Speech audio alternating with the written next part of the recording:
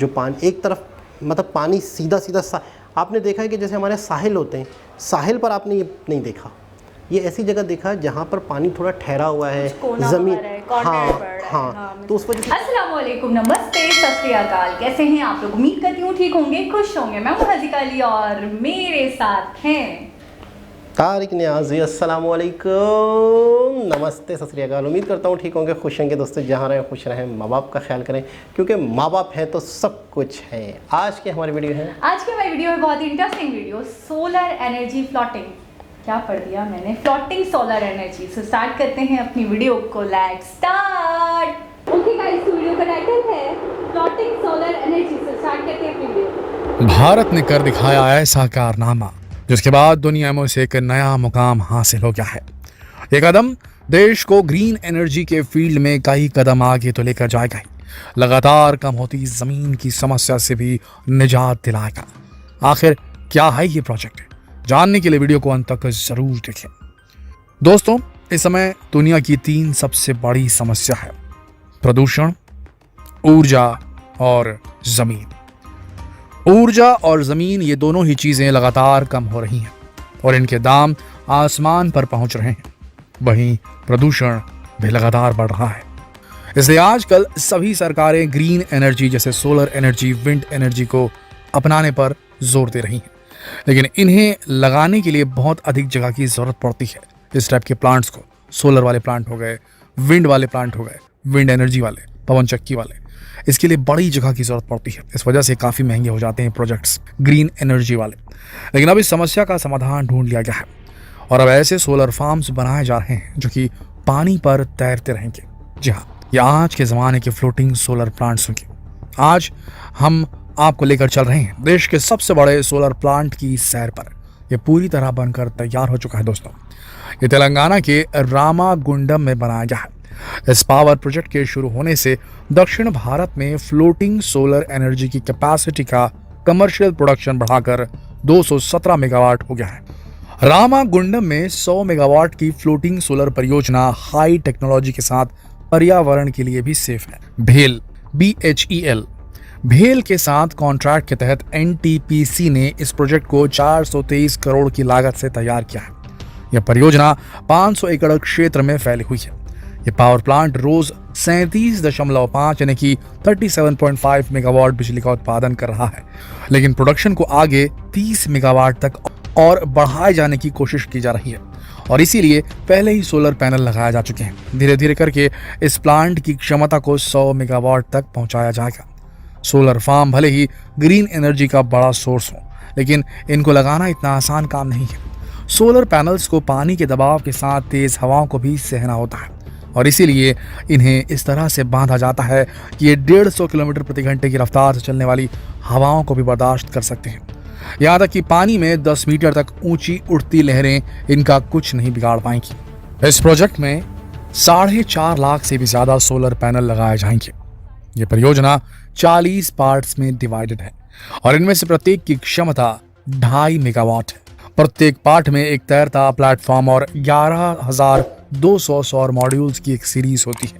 तैरते प्लेटफॉर्म में एक इन्वर्टर, ट्रांसफार्मर और एक HT ब्रेकर होता है। सौर मॉड्यूल HDPE उच्च घनत्व पॉलिथीन सामग्री से निर्मित फ्लोटर्स पर रखे जाते हैं। इस फ्लोटिंग सिस्टम को विशेष HMPE हाई मॉड्यूल पॉलीइथाइलिन रस्सी के माध्यम से रखा जाता है। बैलेंसिंग रिजर्वायर बेड में ये रखे जाते हैं। कुल भार, जितना इनका कुल भार रहता है उतना उसमें लंगर भी डाला जाता है। ये प्रोजेक्ट अपने आप में बहुत खास है क्योंकि इस प्रोजेक्ट में इन्वर्टर, बैटरी, ट्रांसफार्मर, सभी उपकरण पानी की सतह पर ही तैरते रहते हैं। दोस्तों, इस पावर प्लांट को पानी पर बनाया गया है जिसकी वजह से 500 एकड़ जमीन की बचत हो गई। वहीं अगर इतनी ही पावर का थर्मल पावर प्लांट लगाया जाता तो उसमें 1.5 लाख टन कोयले की खपत होती और प्रदूषण और कार्बन एमिशन होता वो अलग। लेकिन इस सोलर प्लांट की वजह से न सिर्फ ग्रीन एनर्जी जनरेट हो रही है बल्कि चिमनियों से निकलने वाले धुएं से भी राहत मिल रही है। इस तरह के सोलर पैनल प्लांट लगाकर पानी की वाष्पीकरण की दर को भी कम किया जा सकता है, जिसकी वजह से जल संरक्षण में भी मदद मिलती है। प्रतिवर्ष लगभग 32.5 लाख क्यूबिक मीटर पानी के वाष्पीकरण से बचा जा सकता है। सोलर पैनल के नीचे मौजूद पानी आसपास का तापमान कंट्रोल रखता है, इसी तरह प्रतिवर्ष 1,65,000 टन कोयले की खपत से बचा जा सकता है और प्रतिवर्ष 2,10,000 टन के कार्बन डाइऑक्साइड एमिशन को कम किया जा सकता है। एनटीपीसी यानी नेशनल थर्मल प्लांट कोऑपरेशन आने वाले समय में ऐसे कई और सोलर प्लांट लगाने के बारे में विचार कर रही है ताकि ऊर्जा की कमी को पूरी कर एक साथ पर्यावरण को भी बचाया जा सके। दोस्तों, ये तो हुई बात देश के सबसे विशाल फ्लोटिंग सोलर प्लांट के बारे में। अब हम जो आपको दिखाने जा रहे हैं उसे हम दुनिया का 8वां अजूबा भी कह सकते हैं। नर्मदा नदी पर एक विशाल संरचना को बनाया जा रहा है जिसे देखकर कोई भी दांतों तले उंगलियां दबा लेगा। यहाँ नर्मदा नदी के ओंकारेश्वर बांध पर विश्व का सबसे बड़ा तैरता हुआ सोलर एनर्जी प्लांट बन रहा है। इस प्लांट से 2022-23 तक 600 मेगावाट ऊर्जा मिलने लगेगी। इस प्रोजेक्ट की लागत करीब 3,000 करोड़ रुपए बताई जा रही है। सोलर पार्क के बन जाने से प्रदेश की बिजली की समस्या दूर हो जाएगी। Madhya Pradesh power management company इस प्रोजेक्ट से बिजली खरीदेगी। कंपनी से 400 मेगावाट बिजली खरीदने की बात कही जा रही है। प्रोजेक्ट में बनाया जा रहे सोलर पैनल ओंकारेश्वर बांध के बैक वाटर में तैरेंगे। उम्मीद है कि अगले 2 सालों में प्रदेश को सस्ती बिजली मिलने लगेगी। यहाँ बिजली का उत्पादन बांध के करीब 2000 हेक्टेयर जल क्षेत्र में होगा। इस सोलर पैनल की खास बात यह है कि पानी के उतार चढ़ाव का इस पर कोई असर नहीं होगा।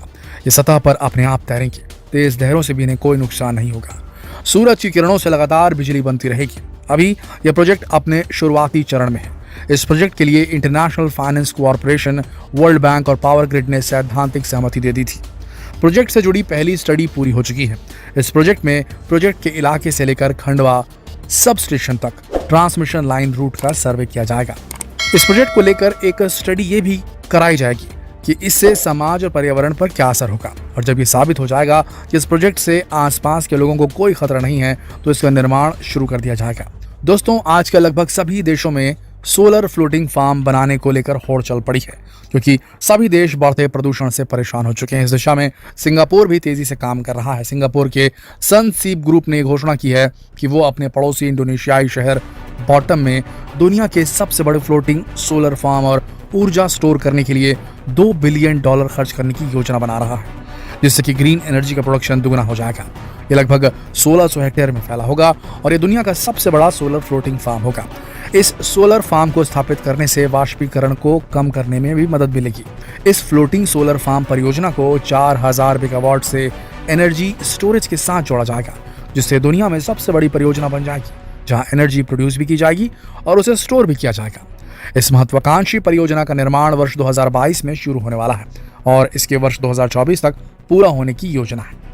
दोस्तों, सोलर एनर्जी एक ऐसा स्रोत है जो कि दुनिया में पर्याप्त मात्रा में उपलब्ध है, जबकि फॉसिल फ्यूल से मिलने वाले ऊर्जा एक न एक दिन खत्म हो जाएगी, क्योंकि सभी फॉसिल फ्यूल प्रकृति में सीमित मात्रा में मौजूद है और एक न एक दिन वो खत्म हो जाएंगे।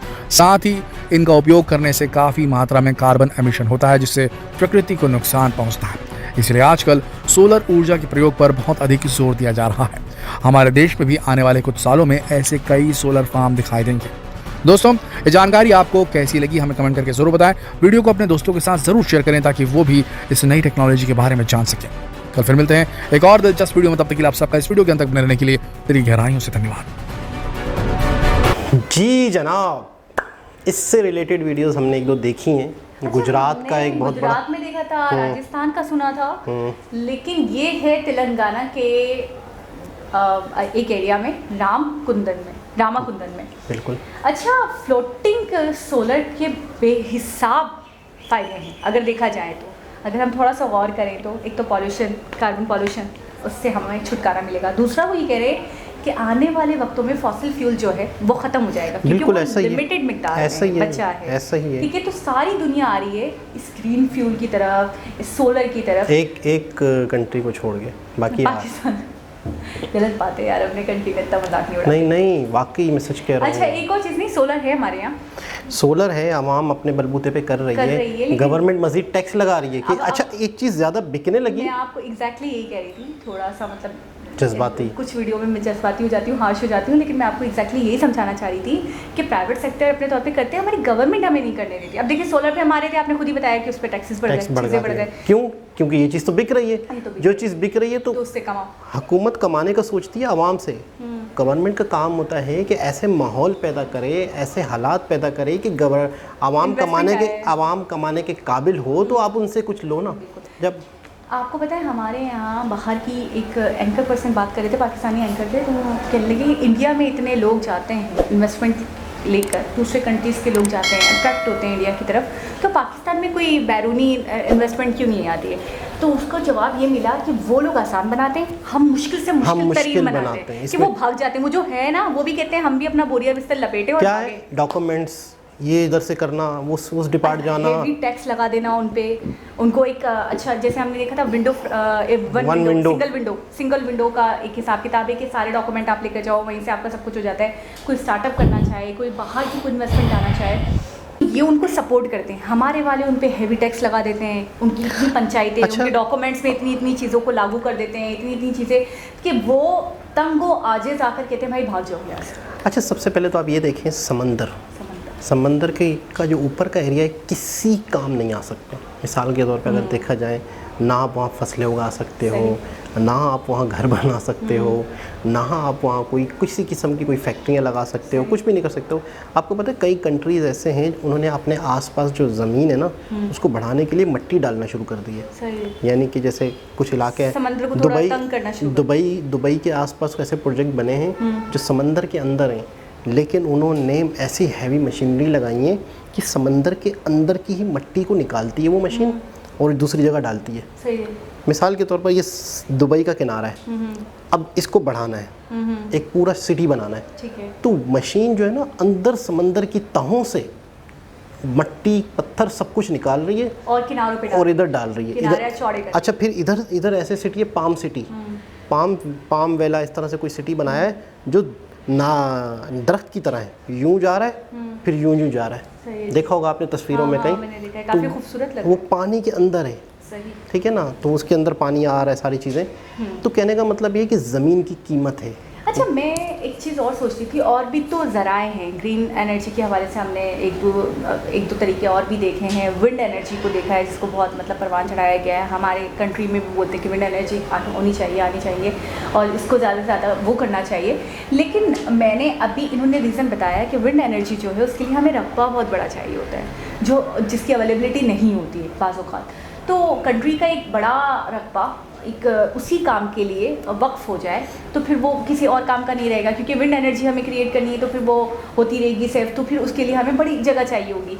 लेकिन समंदर पे जो हम फ्लोटिंग सोलर लगाएंगे तो उसके लिए हमें रकबे का मसला नहीं होगा, हमें जगह का मसला नहीं होगा, क्योंकि समंदर तो है, किनारा तो है। अच्छा, एक और चीज़ बड़ी कमाल की बताई इन्होंने, जो शॉकिंग थी अपने आप में बहुत ज़्यादा ही, वो ये कहा इन्होंने कि अगर वेव्स आती हैं, लहरें आती हैं, या समंदर का अगर दबाव बढ़ता भी है तो इन फ्लोटिंग सोलर्स के ऊपर कोई असर नहीं होगा। अच्छा, उन्होंने कहा 3 चीज़ें उन्होंने बताई, मैं वो बहुत गौर से सुन रही थी। एक इन्वर्टर्स, दूसरा बैटरी, और तीसरा उन्होंने कहा ट्रांसफार्मर्स। उन्होंने कहा तीनों जो हैं वो इसी के ऊपर लेयरिंग होगी। बड़ी बात, ठीक है ना। तो हर चीज़ को मद्देनज़र रखकर कि अगर बहुत ज़्यादा दबाव बढ़ जाए, प्रेशर बढ़ जाए पानी का, तो इनके ऊपर कोई नुकसान नहीं है। आपको पता है बड़े बड़े जो जहाज़ होते हैं, शिप, उनको एक जगह ठहरने के लिए जब वो साहिल पे कहीं ठहरते हैं ना तो लंगर अंदाज होते हैं। सही है जी। यानी कि एक लंगर जाता है ज़मीन के अंदर ताकि वो रुक सके। तो इसके लिए भी लंगर का सिस्टम भी है। बड़ा मतलब है कि सारी टेक्निक्स को यूज़ करते हुए, शिप की टेक्निक हो गई या बहुत सारी टेक्निक को यूज़ करते हुए मतलब बनाया गया है। अच्छा, अभी भी कह रहे हैं कि टेस्टिंग हो रही है, अभी अब टेस्ट करा जाएगा कि आवाम के लिए अगर मुज़ीर सेहत नहीं है या आवाम के लिए नुकसानदेह नहीं है तो फिर इसके ऊपर वो किसी एक जगह की बात हो रही थी। वैसे तो ये शुरू हो चुका है, तेलंगाना में तो वो कह रहे हैं शुरू हो चुका है, काम हो रहा है। और हमने एक गुजरात की भी वीडियो देखी थी, वहाँ पे भी काम हो रहा था। हमारे यहाँ मुझे ऐसा लगता है कि हमारे यहाँ कराची है, कराची के बाद है मनोड़ा। अच्छा, ये ऐसी जगह पे ज़्यादा सूटेबल है कि जहाँ पर मुझे ऐसा लगता है कि जहाँ पर डायरेक्ट समंदर ना आ रहा हो। अच्छा। मिसाल के तौर पे आपकी डायरेक्ट लहरें आ रही हैं साहिल तक, वहाँ पे ये सूटेबल नहीं है। आपने देखा कहीं ना कहीं कटा हुआ एक हिस्सा है ना समंदर का, जहाँ पे पानी का बहाव तेज़ नहीं है, यानी कि झील की तरह जो बनता है थोड़ा बहुत। आपने नोट किया होगा कि जहाँ पर भी ये सोलर पैनल लगे हुए हैं वहाँ पर कहीं ना कहीं दीवार है, जो पानी एक तरफ मतलब पानी सीधा सीधा आपने देखा है कि जैसे हमारे साहिल होते हैं, साहिल पर आपने ये नहीं देखा, ये ऐसी जगह देखा है जहाँ पर पानी थोड़ा ठहरा हुआ है, ज़मीन, हाँ, तो उस वजह से क्या फ़ायदा होगा, उस जगह लगाने की क्या लॉजिक है। जो बड़ी बड़ी लहरें हैं वो पहले तो कम आएंगी। हमारे यहाँ पर कराची इतना आइडियल बना हुआ है इस चीज़ के लिए। कराची का एक साहिल है कि कराची के आगे के बाद मनोड़ा है। आपको पता है मनोड़ा को एक पूरी दीवार रोक रही है। सही देखा है मैंने। एक बहुत बड़ी दीवार बनी हुई है, एक बहुत बड़ा एक रास्ता है जो आपको डायरेक्ट कराची में समंदर का पानी तेज़ आने से रोकता है। तो वहाँ पे फ्लोटिंग सोलर का सिस्टम बहुत अच्छा रहेगा। हो सकता है। अच्छा, दूसरा 2 जजीरे हैं, बाबा और बिट। बाबा और बिट जजीरे जो हैं वो भी कराची के बिल्कुल करीब हैं। 10-15 मिनट 20 मिनट में आप पहुँच जाते हो उस कश्ती पे। उन जजीरों के पास भी हो सकता है, क्योंकि वो भी जाहिर सी बात है कि समंदर से जो लहरें आ रही हैं उनको रोक रहे हैं वो जजीरे, तो जजीरों के इस तरफ हो सकता है। इतना तेज दबाव नहीं है वहाँ, ठीक है ना। तो गुजरात में जो हमने वीडियो देखी थी सोलर पार्क के हवाले से, तो वहाँ पे भी काम चल रहा था। अच्छा, तेलंगाना में रामा कुंद्रा में जहाँ पे ये काम हो रहा था सोलर फ्लोटिंग सोलर का, तो इसका फ़ायदा यूपी को भी होगा और मध्य प्रदेश तक भी जाएगा। तो मतलब आप देखिए एक स्टेट में अगर काम हो रहा है तो 3 स्टेट उससे फ़ायदा उठा रही हैं। अच्छा, मैं कहता हूँ, पहले भी वीडियो में कह चुका हूँ कि कुछ देश ऐसे हैं जिन्हें कुदरत ने सूरज की रोशनी का तोहफ़ा दिया है। अगर वो देश इस चीज़ से फ़ायदा नहीं उठाते तो उनकी सबसे बड़ी बेवकूफ़ी है। एक वीडियो में हमें एक नॉलेज मिली थी, मैंने 1-2 लोगों को उससे ज़िक्र किया उस नॉलेज का। मुझे बड़ा दुख के साथ, बड़े अफसोस के साथ, बड़े गुस्से से मैंने उसका जिक्र किया। मैंने कहा क्या हम लूले लंगड़े हैं, क्या हम पाकिस्तानियों के दिमाग में भूसा है, क्या हम हैं क्या जो आज तक कुछ भी नहीं कर सके। अमेरिका की एक कंपनी एप्पल, ना कहें, मुझे बहुत बुरा लगेगा, सीरियसली यकीन करें, बस मुझे दिल से बुरा लगा था। मुझे मतलब हम क्या हैं यार। मुझे पता है ये सुनने के बाद बहुत छोटा फील हुआ। छोटा एक अलग चीज़ है, इतनी बड़ी 25-30 करोड़ की आवाम, कोई एक बंदा अडानी जैसा, टाटा जैसा, महिंद्रा जैसा, कोई एक कंपनी, और वहाँ एक कंपनी की जीडीपी पाकिस्तान की अल्लाह अकबर, पाकिस्तान की जीडीपी के बराबर। उन्होंने कहा गूगल की तो अभी हम बात नहीं करें, गूगल की बात करूँ तो पाकिस्तान जैसे कितने कंट्रीज खरीद ले। तो इधर मैं आता ही नहीं हूँ ना ज़्यादा। ये तो रात में नींद नहीं आई है इस दिन, यकीन करें। मतलब खुद को इतना, मैं चीटी हूँ, मैं चीटी से भी कहीं गुजरी हूँ। मतलब क्या है हम यार, मतलब बहुत चीटी में मुझे बड़ी लगी, बहुत बड़ी प्रॉब्लम है। इस प्रॉब्लम का अच्छा, और एक और चीज़ अभी थोड़ा सा क्या वजह है क्या बातें हो जाएंगे, नहीं तो 3000 करोड़ की लागत आई है। अब मैं आपको एक बात, मजे की और बात बताऊँ, मैं श्योरिटी के साथ कह सकता हूँ शायद 10 से 15 या 12-15 लोगों को ये बात पता होगी फ्लोटिंग सोलर। पाकिस्तान में जो बड़े बड़े इंजीनियर हैं, लोग हैं, उन्हें पता ही नहीं होगा कि यार ये भी तो हो सकता है। एक बात बताऊँ, ऐसा नहीं है, सोशल मीडिया का दौर है, पता है बहुत सारे पढ़े लिखे लोग हैं, ऑफिस बॉय होते हैं, जो ऑफिस वर्कर्स होते हैं, वो बात करो तो बकायदा इन टॉपिक्स पे। आप ये सही कह रहे हैं कि गवर्नमेंट लेवल पे जो लोग हैं ना, जो घुसे हुए हैं, उनको नहीं पता, लेकिन आम आवाम तक नॉलेज है, लेकिन वो कहते हैं हम क्या करें, हम कैसे करें। एक चीज़ अभी बिल्कुल न्यू है, आपको पता है, अभी ये इंडिया ने समझो कि अभी दुनिया इस पे आ रही है, ये नहीं पता होगी। एक और बात बताऊँ नहीं पता होगी, वो ये कि मैंने बहुत सारे लोगों को, अपने इर्द गिर्द के लोगों को देखा है, इंडियन वीडियोस देख रहे हैं, इंडियन चीज़ें देख रहे हैं, इनकी ये किस तरीके से अपने आप को ग्रो कर रहे हैं, किस तरीके से डेवलपमेंट कर रहे हैं। यकीन करें, मैंने मोबाइल्स में वीडियोस दिखते हुए देखा है।